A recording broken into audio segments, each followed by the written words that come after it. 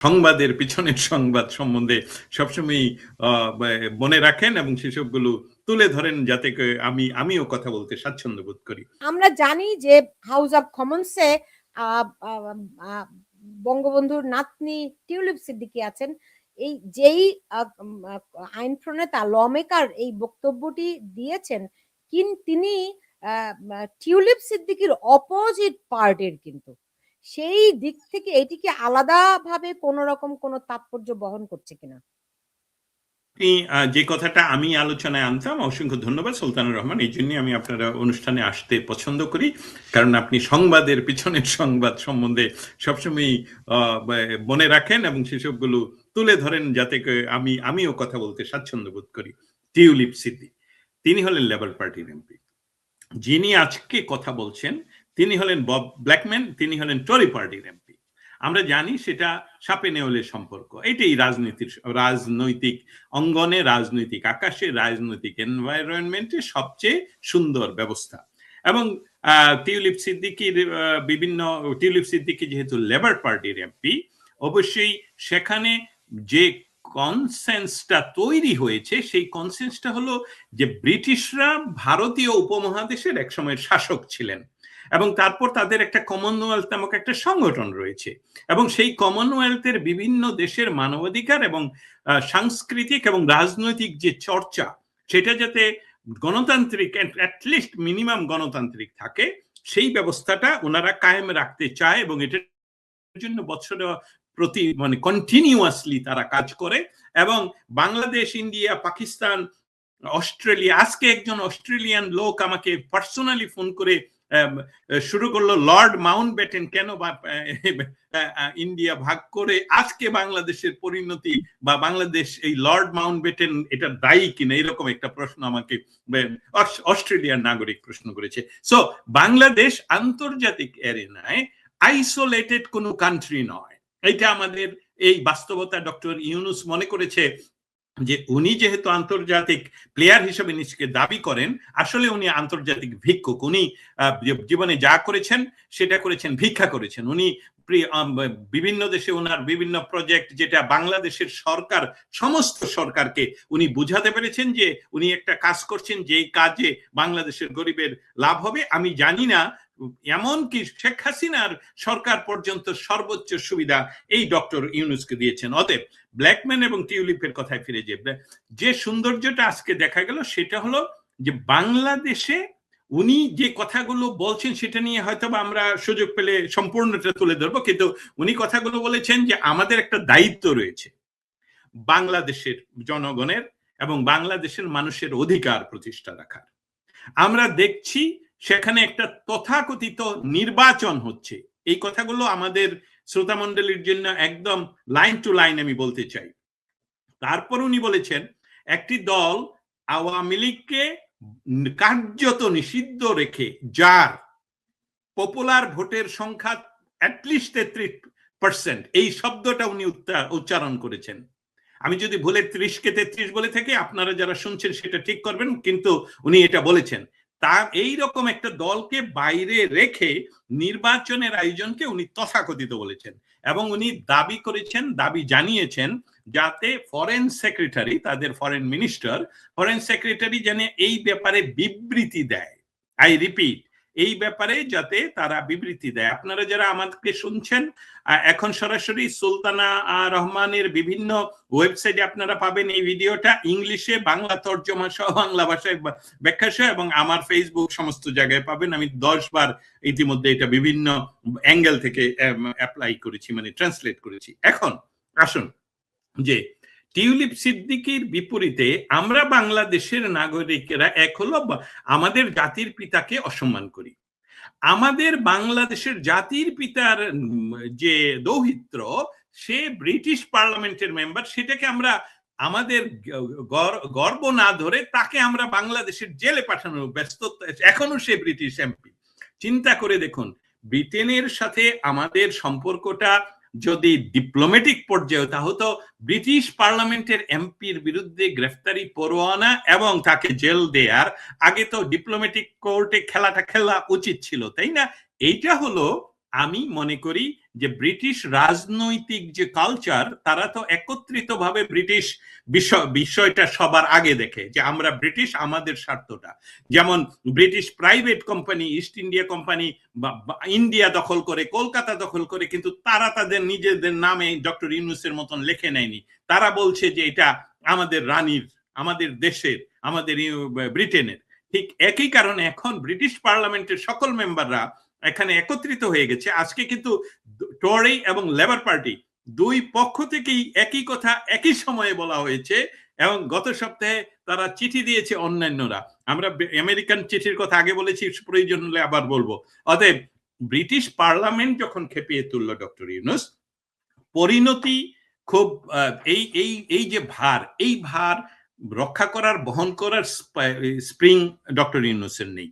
এবং আমি মনে করছি দীর্ঘ সময় 17 বছর স্বেচ্ছা নির্বাচনে ব্রিটেনে তথা লন্ডনে, যেখানে ডেমোক্রেসির সূতিকাগার, যেখানে ম্যাগনা কার্টার জন্ম, সেখানে থেকে অন্তত পক্ষে বাংলাদেশের রাজনৈতিক নেতৃত্ব দেওয়ার যোগ্যতা হয়তোবা তারেক জিয়া বহন করে এনেছেন। কিন্তু দেখুন, আমি আজকে দুঃখের সঙ্গে বলতে হয় যে তারেক জিয়া যেদিন আসলেন, রাষ্ট্রীয় এই প্রোটোকল 5 স্তর বিশিষ্ট দেওয়ার পর এখন উনি চুপসে গেছেন। ওনার কোনো বাস্তব ব্যক্তিত্ব নাই, উনি যে দেশে আছেন সেসব কিছু দেখা যাচ্ছে না।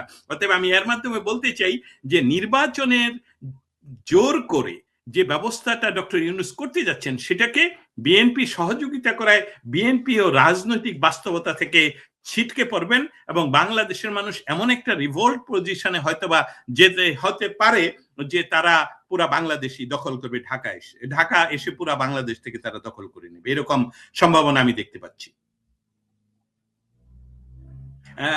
আপনাকে মিউট করে কথা আনমিউট করে কথা বলুন। ধরেন আমি যদি রাজনীতিবিদ হতাম এবং আমি যদি তারেক রহমানের জায়গায় থাকতাম, তাহলে আমি একটা বিরাট অপরচুনিটি নিতাম। কি অপরচুনিটি? যেটি জিয়াউর রহমান করেছিলেন। তিনি সব দলের জন্য রাজনীতি উন্মুক্ত করে দিয়ে আজকে অন্তত বলতে পারেন যে বিএনপি হচ্ছে বহুদলীয় রাজনীতির প্রবক্তা, রাইট? এবং বলতে পারে যে আওয়ামী লীগকে বাংলাদেশের রাজনীতি করার সুযোগ আমরাই খুলে দিয়েছি, রাইট? আজকে তো মানে বিএনপি তো এরকমই দাবি করে যে ৭৫-এর পরে জিয়াউর রহমান এসে সব দলের জন্য রাজনীতি করার সুযোগ করে দিল। আমি কি কিছু বলবো এখানে? না বললেন, কিন্তু আমি বলতেছি আমি যদি বিএনপি তারেক রহমানের জায়গায় হইতাম, তাইলে এখন এই নির্বাচনে আওয়ামী লীগকে অংশগ্রহণ করার সুযোগ করে দিতাম। এই কারণে অন্তত রাজনৈতিকভাবে একটা রেটরিক আমি এস্টাবলিশ করতে পারতাম যে এই যে দেখো, যে আওয়ামী লীগকে বাংলাদেশ থেকে বিতাড়িত করা হয়েছে তাদেরকে আমি আবার ফিরিয়ে নিয়ে এসেছি। অন্তত একটা ক্রেডিট তারেক রহমান নিতে পারতো বা এখনো পারে। সেই সুযোগটি কেন নিবে না বা নিচ্ছে না, আই ডোন্ট নো। কিন্তু ধরেন আওয়ামী লীগ যে বাংলাদেশের রাজনীতিতে একটা বিরাট ফ্যাক্টর, শুধু বিরাট ফ্যাক্টর নয়, এই মুহূর্তে তারা বাংলাদেশের ভর কেন্দ্রের প্রধানতম নিয়ামক, এবং তারা রাজনীতির মাঠে না থেকেও সবার আলোচনায় আওয়ামী লীগ। এটি একটা একটা একটা বলবো যে দলটি যে কতখানি শক্তিশালী দল, সেই তার অনুপস্থিতির মধ্য দিয়ে যে শূন্যতা বাংলাদেশের রাজনীতিতে তৈরি হয়েছে, সেখান থেকে এর আগেও বহুবার প্রমাণিত হয়েছে, এখন আবার নতুন করে প্রমাণিত হচ্ছে যে যত নতুন রাজনৈতিক দলই আসুক না কেন, আওয়ামী লীগের কেউ বিকল্প হতে পারেনি। যাই হোক, এত লেকচার আমি আপনাকে দিতে চাই না, কিন্তু আপনাকে যেটি প্রশ্ন করতে চাই আমি, সেটি হচ্ছে যে ধরেন ইংল্যান্ডে আমরা একটা কনসেনসাস দেখছি, এটি কেন আমেরিকাতে দেখতে পাচ্ছি না? আমি এই আলোচনাটি শুরু করার আগে বলেছিলাম যে আমেরিকানদেরকে লবিস্ট নিয়োগ করতে হয়, আইন প্রণেতাদেরকে তাদের তাদের মানে তাদেরকে কোনো বিষয় অবহিত করতে হলে একটা লবিস্ট লাগে। আওয়ামী লীগকে কোনো লবিস্ট আদৌ দিয়েছে আপনার জানা আছে কিনা? যদি আমি দেখি না আর কি, আপনি যদি দেখে থাকেন প্লিজ একটু বলবেন। আর যদি না দিয়ে থাকে, এই ১৭-১৮ মাসেও তারা কেন দিতে পারেনি?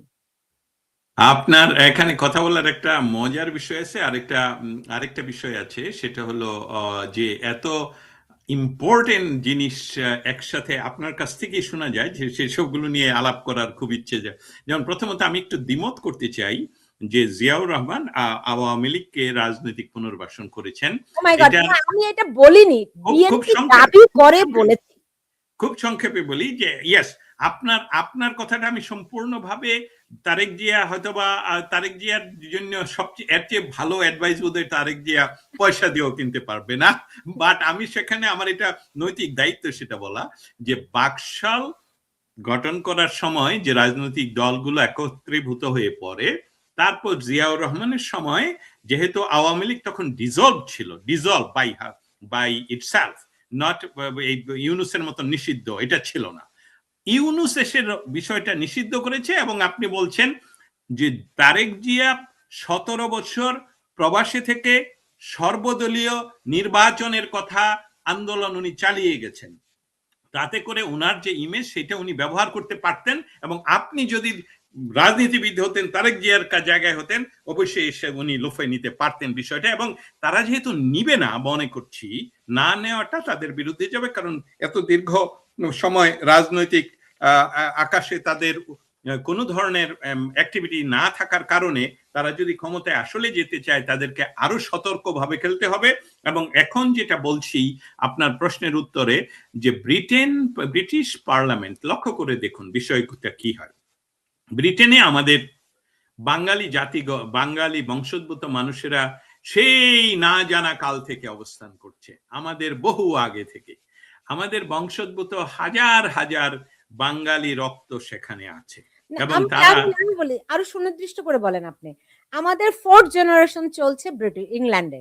একদম একদম। অতএব সেখানকার পরিস্থিতি আর আমেরিকাতে আজকে দেখেন আমাদের ট্রাম্প প্রশাসনের প্রায় প্রতিটি জায়গায় ইন্ডিয়ান বংশোদ্ভূতদেরকে দেখা যাচ্ছে। আপনি 1-2 হাতে গুণে শেষ করতে পারবেন না, এমন এমন পাওয়ারফুল জায়গায়। অতএব বাংলাদেশের সাথে ভারতের সম্পর্ক, যেটা ভারত একজন সুপার পাওয়ার হিসাবে সেটা কন্ট্রোল করবে, আমি সরাসরি বলছি, এটা ভারত ওই অঞ্চলটা তারা কন্ট্রোলে রাখতেই হবে, এটাই তাদের জাতীয় নিরাপত্তা।